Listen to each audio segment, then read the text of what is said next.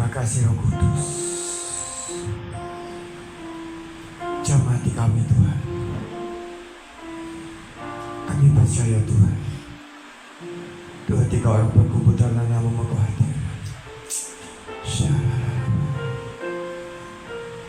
Ujilah aku Tuhan, cobalah aku Tuhan.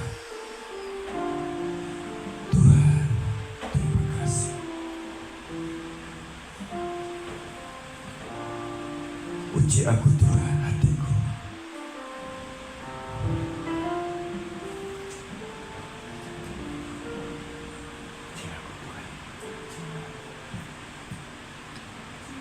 Ujilah aku Tuhan, cobalah aku Tuhan, selidiki hatiku dan batinku, mataku tuju padamu. Aku cinta padamu Tuhan, aku rindu hadirat-Mu Tuhan, aku ingin selalu dekat padamu, menikmati kehadirat-Mu. Ku nyanyi Hosana bagi Rajaku yang duduk di tahta. Aku muliakan dan ku agungkan, Kau layak disembah, Kau layak disembah, Kau layak disembah.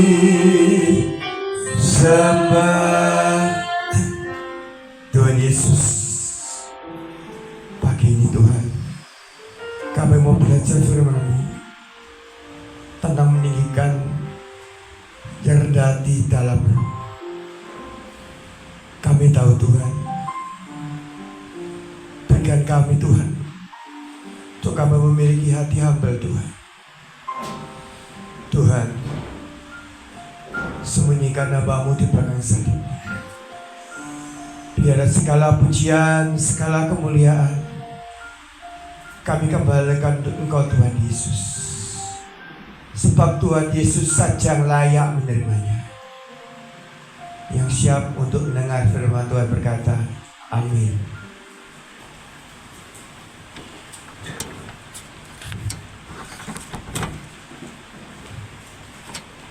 Shalom warga kerajaan.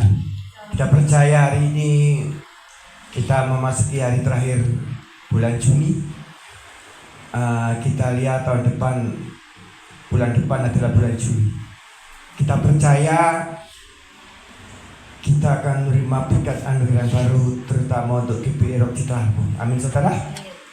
Oke. Kita buka Lukas 14 ayat 11.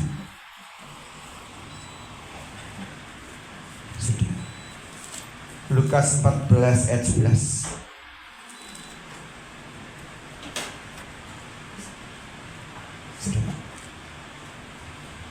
Kalau saya bacakan ya. Lukas 14 ayat 11. Demikian firman Tuhan. Sebab barang siapa meninggikan diri, ia akan direndahkan, dan barang siapa merendahkan diri, ia akan ditinggikan. Ya, saudara, terkadang tanpa sadar kita sombong, terutama yang ngomong, yang di depan saya sendiri. Tanpa sadar saya merasa saya hebat. Tanpa sadar juga kita mencuri kemuliaan Tuhan. Biarlah firman Tuhan berkata, sebab barang siapa meninggikan diri, ia akan direndahkan.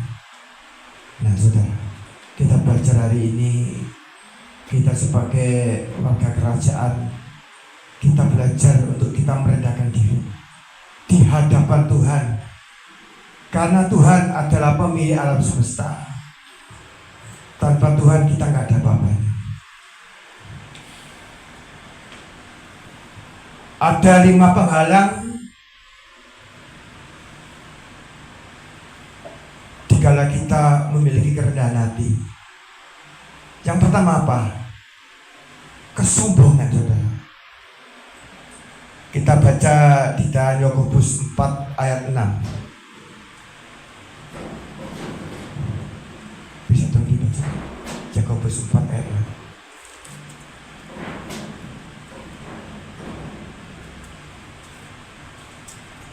Yakobus 4 ayat 6, demikian firman Tuhan.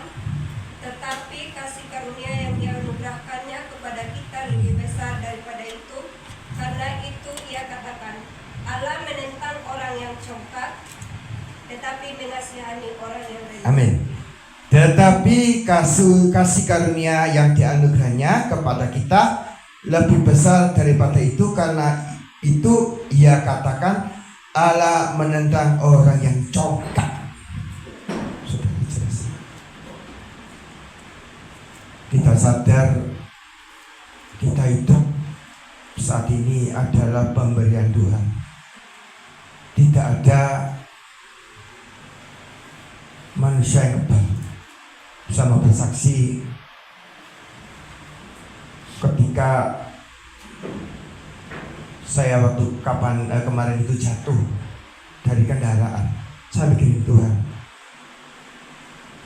Saya hidup karena Engkau. Apa yang saya banggakan tidak ada tuh. Saya hidup karena kasih karunia. Dan Tuhan mengasihi orang-orang rendah hati. Di mana Amsal 4 ayat 23 apa? Jagalah hatimu dengan segala kewaspadaan, karena dari situlah terpancar kehidupan. Kenapa? Supaya kita tidak sombong, kita menjaga hati. Karena dari hati kita akan merasa gini, aku hebat, aku orang penting. Nah, seperti judul kali ini luar biasa.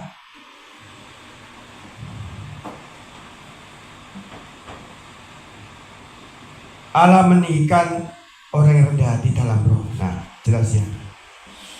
Tuhan mau hari ini apapun posisi kita, apapun jabatan kita, kita mau kita belajar memiliki hati seperti Tuhan Yesus.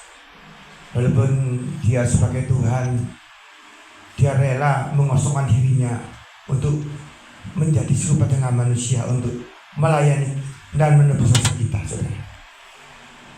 Yang kedua apa? Kompromi dengan dosa. Itu yang menghalangi kita untuk mengalami kerendahan hati. Kita buka di dalam 1 Yohanes 2 ayat 15.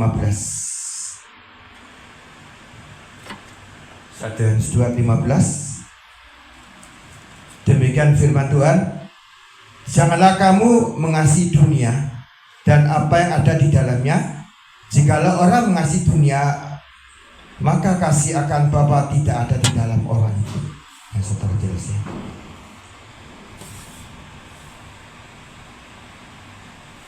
Mengasihi dunia itu banyak.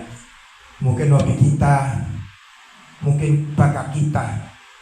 Saat ini banyak orang-orang mikir hari Minggu kita sudah berusaha satu minggu, waktunya kita santai. Tapi jelas firman Tuhan di dalam Matius 6:33, tetapi carilah dulu kerajaan Allah dan kebenarannya, maka semuanya ditambahkan kepadamu. Yaitu apa? Kita mencari wajah Tuhan, kita mencari hadirat Tuhan. Di saat kita mencari hadirat Tuhan, maka kita akan menerima reward, yaitu apa? Kasih karunia, saudara. Yang kedua apa? Untuk menghalangi kita mendapatkan kerendahan hati, egois. Tanpa sadar kita merasa Aku tidak butuh yang lain kok. Orang Jakarta bilang lulu kue-kue. Kita beda. Kita ini hari ini adalah sebagai warga kerajaan. Kita adalah satu tubuh Kristus. Kita buka di dalam Efesus Yakobus 3:16. Bisa minta?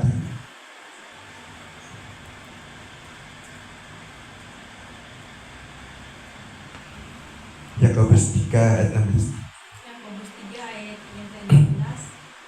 Sebab di mana ada iri hati dan mementingkan diri sendiri, di situ ada kekacauan dan segala macam perbuatan. Amin. Sebab di mana ada iri hati dan mementingkan diri sendiri. Nah, saudara, jelas ya. Kita adalah ciptaan baru di dalam Kristus. Dan kalau saya cerita, saya ini benar-benar kehidupan lama saya luar biasa. Dulu saya waktu masih beragama Konghucu, saya punya prinsip, selama aku tidak ganggu kamu, kamu jangan ganggu aku. Nah, di saat saya mulai belajar firman dan mulai mengenal Tuhan Yesus, ya dapat saya diajar tentang apa? Kasih dan memiliki kasih. Dan gimana saya belajar apa? Untuk tidak egois. Gimana kita hari ini seperti juga terjadi perang antara Israel dan Iran. Kita lihat begitu banyak terjadi kesusahan. Kita sebagai anak Tuhan, kita mendoakan supaya Tuhan memberikan belas kasihan, Tuhan memberikan kemurahan.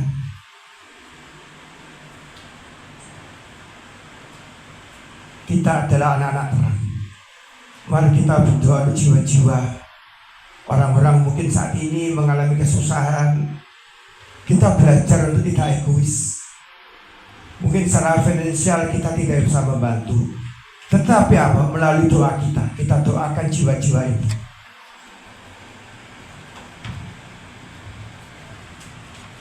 Nah, di saat ada egois terjadi kekacauan, itu apa? Perbuatan jahat. Kita mungkin pikir gini, wah, kamu kok enak? Aku begitulah, saudara. Kita belajar hari ini apa? Kita mengendalikan diri. Kita belajar seperti Tuhan Yesus. Kita mengasihi mereka. Yang ketiga apa? Yang menghalangi kita untuk memperoleh hati yang rendah hati. Arogansi. Di dalam kamu besar bahasa Indonesia, yaitu apa? Arogansi itu apa? Kesombongan, keangkuhan, dan apa yang terpenting tidak pernah mau minta maaf. Saya ya namanya suka kehidupan berumah tangga pasti sudah salah. Dan kami berusaha untuk saling meminta maaf satu sama lain. Karena itu firman Tuhan, saudara. Kita baca di Amsal 16 ayat 18. Demikian firman Tuhan, Amsal 16 ayat 18.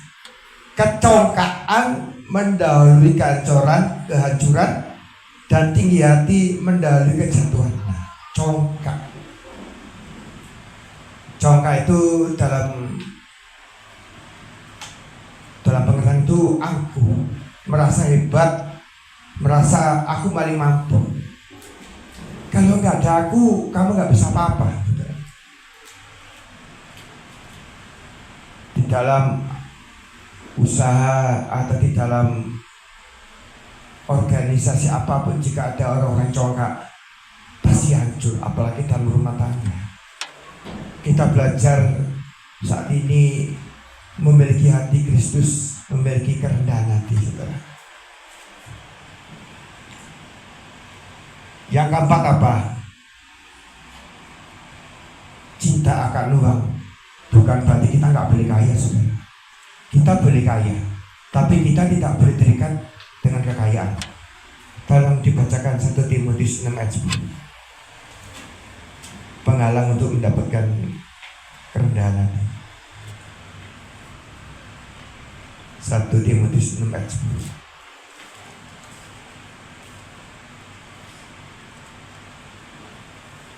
1 Timotius 6 ayat 10, demikian firman Tuhan.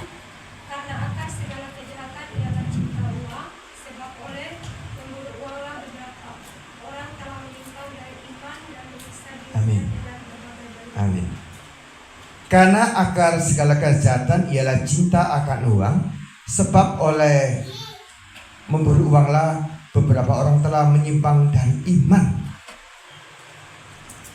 Orang bisa meninggalkan Yesus pertama demi tahta, kedudukan, demi wanita, terus jabatan, demi harta juga. Sekarang kita punya prinsip, hidupku untuk Kristus, mati adalah keuntungan. Kita sudah ditebus dengan harga yang mahal. Mari kita hari ini kita belajar untuk menghargai pengobatan Yesus. Bukan berarti kita nggak boleh punya uang banyak, kita bukan berarti kita nggak boleh kaya, kita boleh. Asal apa?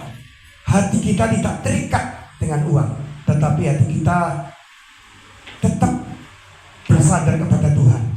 Uang itu sebagai ribet sama Tuhan aja. Yang keempat apa? Penghalang kita merendahkan hati apa? Tidak mengandalkan dengan apa? Mengandalkan manusia. Terkadang dengan kemampuan kita mengandalkan kakak kita, saudara kita, atau orang-orang teman-teman kita. Coba ya, di dalam Yeremia 17 ayat 5, demikian firman Tuhan. Terkutuklah orang yang mengandalkan manusia, yang mengandalkan kekuatan sendiri, dan hatinya menjauh daripada Tuhan.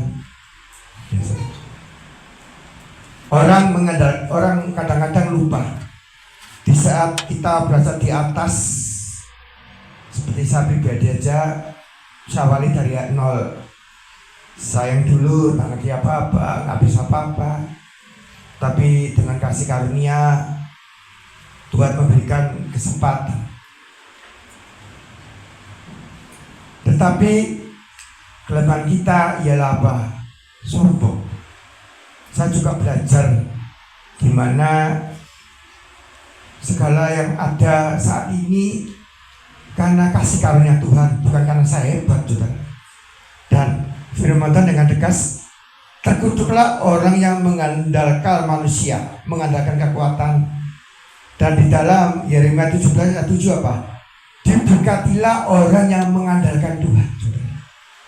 Jelas ya? Di saat sudah kita mendapatkan memperoleh, kita bisa mengalami kerendahan hati, kita apa ya? Kita mengandalkan Tuhan, saudara. Bagaimana hidup memiliki kerendahan hati? Yang pertama apa? Tidak bersahabat dengan dunia. Coba dibacakan Yakobus 4 ayat 4. Yakobus 4 ayat 4. Yakobus 4 ayat yang keempat. Iya. Hai kamu orang-orang yang tidak setia, tidakkah kamu tahu bahwa persahabatan dengan dunia adalah permusuhan dengan Allah? Jadi barang siapa hendak menjadi sahabat dunia ini, ia menjadikan dirinya musuh.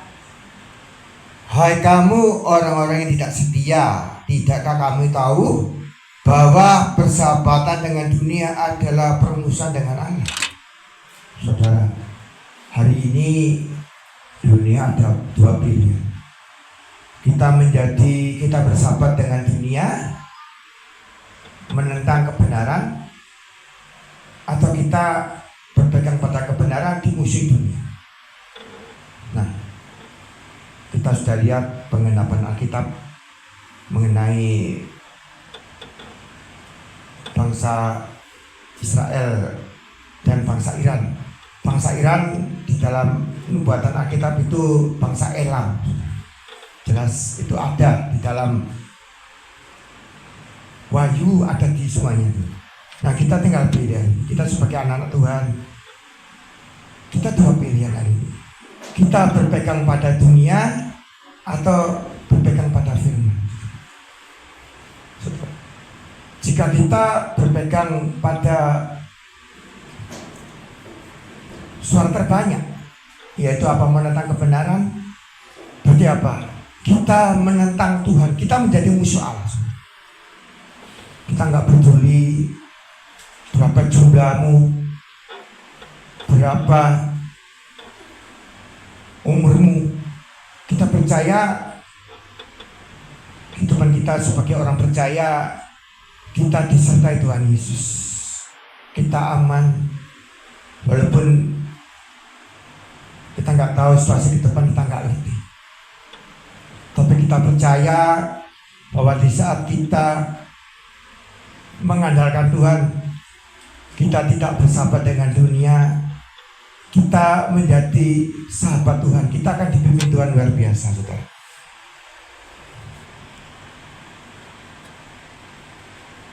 Yang kedua apa? Bagaimana memiliki kerendahan hati. Memiliki karakter Kristus, saudara. Kita buka di dalam Roma 12 ayat 2. Demikian firman Tuhan. Janganlah kamu menjadi serupa dengan dunia ini, tetapi berubahlah oleh pembaharuan budimu, sehingga kamu dapat membedakan manakah kehendak Allah, apa yang baik, yang berkenan kepada Allah dan yang sempurna. Ya saudara, janganlah kamu menjadi serupa dengan dunia ini.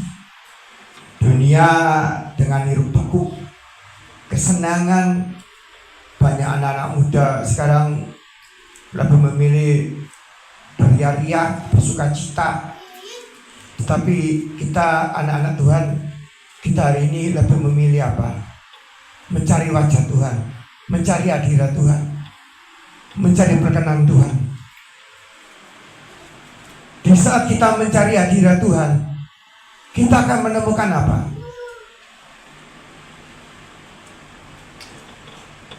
Kehendak Tuhan. Kita bisa membedakan mana sesuatu yang Tuhan tidak suka, mana yang Tuhan suka. Jelas ya firman Tuhan di dalam Roma 12 ayat 2. Marilah kita semakin hari kita semakin melekat sama Tuhan. Marilah kita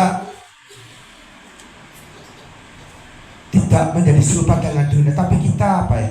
Kita sebagai anak-anak Kristus, kita adalah anak terang. Kita adalah sebagai ambasador. Kita adalah dewan musyawarahnya Allah. Kita adalah bangsa imamat yang rajani. Kita lebih dekat Tuhan. Kita lebih melekat sama Tuhan. Yang ketiga apa? Menjaga hati. Amsal 4 ayat 23 apa? Jagalah hatimu dengan segala kewaspadaan, karena dari situlah terpancar kehidupan. Saudara, jelas ya. Gimana kita memiliki kerendahan hati, yaitu apa? Dengan kita menjaga hati kita. Terkadang hati kita itu terkontaminasi. Kita dengar kabar-kabar buruk, kabar-kabar yang kurang enak di luar. Kita merasa, aduh kok gini ya. Nah, khawatir. Di dalam 1 Petrus 5 ayat 7 apa? Serahkanlah segala kekhawatiran pada Dia, maka Ia akan memelihara engkau. Coba Mbak bukakan Filipi 4 ayatnya.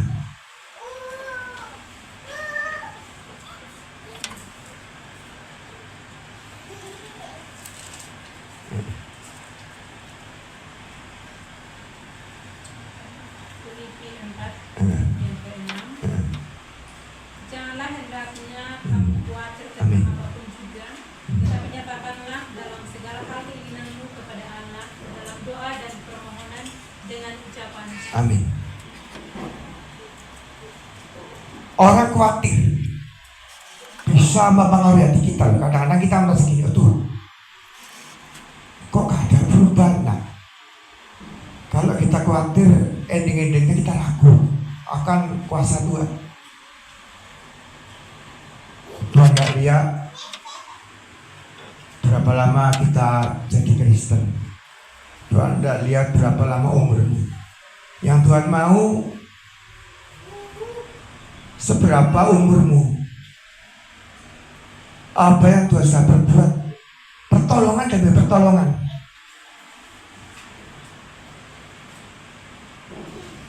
Begitu juga hari-hari kemarin kita ditolong Tuhan. Kita percaya dalam menghadapi situasi seperti ini, kita percaya kita ditolong Tuhan. Amin saudara. Yang keempat apa?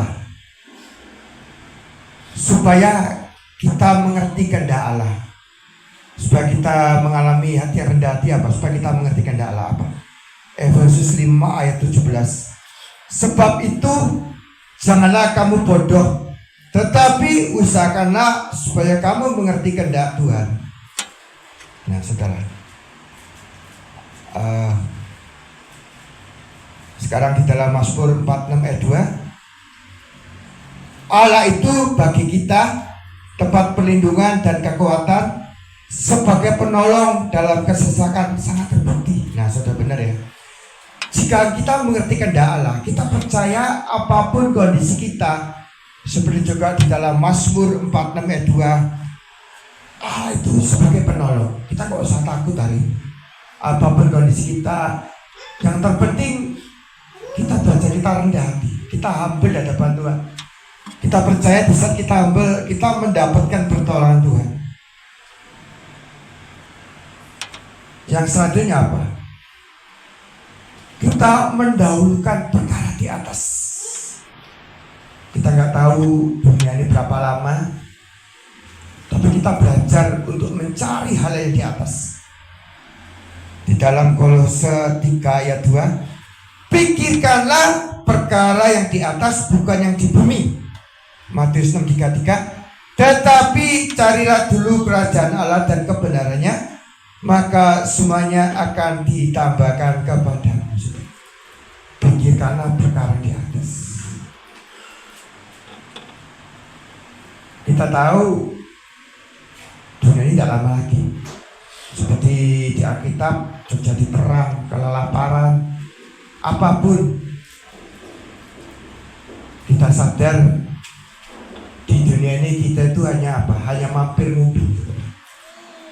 Kita percaya di saat kita mencari hal yang di atas, kita mendapatkan reward apa? Di dalam Mazmur 46 ayat 2, Allah bagi kita ialah tempat perlindungan dan kekuatan, sebagai penolong dalam kesesakan sangat terbukti. Di saat kita mendahulukan itu, kita mendapatkan janji Tuhan. Coba. Yang selanjutnya apa? Tidak berkompromi dengan dosa yang menghalangi kita untuk kita mengalami kerendahan apa? Kita tidak berkompromi dengan dosa. Di dalam Efesus 4 ayat 27, dan janganlah beri kesempatan kepada iblis. 1 Petrus 5 ayat 8, sadarlah dan berjaga-jagalah, lawan musuh iblis berjalan keliling sama seperti singa yang mengaum-ngaum dan mencari orang yang dapat ditelannya. Saudara, yang terpenting apa? Kita tidak kompromi dengan dosa. Apapun kita, mungkin hari ini kita jawab begini, ayo kamu ikut aku, kamu cepat kaya, dengan jalannya gak jelas. Seperti saya mau bersaksi, saya kira-kira beberapa minggu kemarin, waktu saya mengantarkan istri saya ke tempat kerjanya, waktu pulang tahu-tahu bansa gembos, bansa menasih Tuhan, bansa gembos. Terus saya setelah itu saya tambal di salah satu dekatnya Migacoan di Kemendu, dan saya lihat kebetulan bukan dari segmen dengan saya lihat gini, Pak, Dan saya ini bocor Pak, tolong ditempel. Waktu saya lihat, loh, kok ini banyak pakunya? Saya bilang gini, Pak, bangsa itu kan tadi 1 Pak, yang bocor kok jadi 5 Pak. Nah saudara lihat ya, orang dunia bisa memakai segala cara dengan tipu muslihat, tetapi kita beda. Kita adalah anak-anak terang, saudara. Seandainya apa? Mengandalkan Tuhan, saudara. Di dalam Yeremia 17 ayat 7, diberkatilah orang yang mengandalkan Tuhan, yang menaruh harapannya kepada Tuhan. Kenapa? Di dalam Yeremia 29 ayat 11 apa? Tetapi rancangan Tuhan adalah rancangan damai sejahtera, bukan rancangan kecelakaan, tetapi hari depan yang penuh harapan. Di saat kita mengandalkan Tuhan, kita percaya masa depan kita aman, masa depan kita dijamin Tuhan, saudara. Yang terakhir apa? Kita menjadi pelaku firman Tuhan. Di dalam Matius 7 ayat 21 apa? Bukanlah setiap orang yang berseru kepadaku Tuhan, Tuhan akan masuk ke dalam kerajaan surga, melainkan dia yang melakukan kehendak Bapakku yang di surga. Itu nggak gampang. Kebanyakan kita tuh kebanyakan pandai bicara, tapi prakteknya sulit. Saya juga termasuk. Saya banyak belajar di sini. Gimana kita mempraktekkan firman. Dia doa Pak pertama, kita mengasihi orang. Kita belajar untuk menolong orang. Sana pemain musik. Sana pemain musik.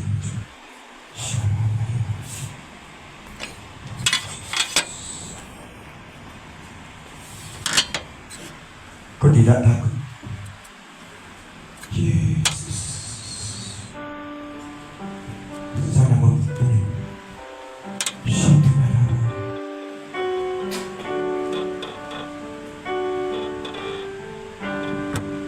Ku tidak takut,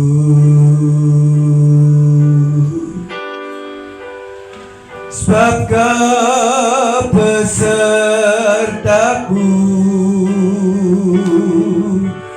Ku tidak bimbang. Saudara-saudara pegang berdiri, sebab Engkau Allahku.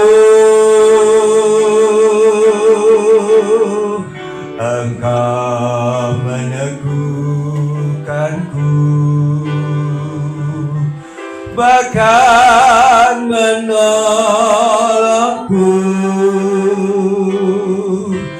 Kau batu karangku,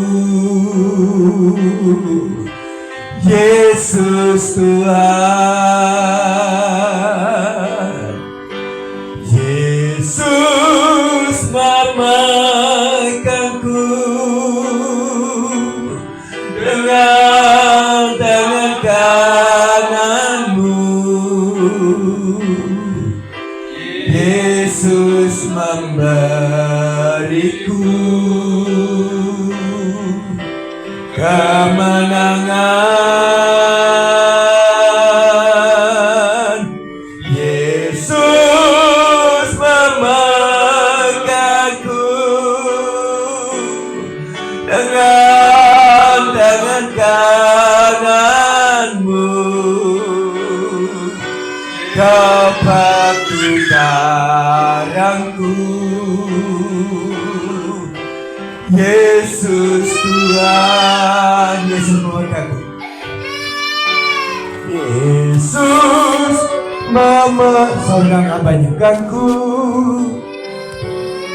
dengan tangan kananmu.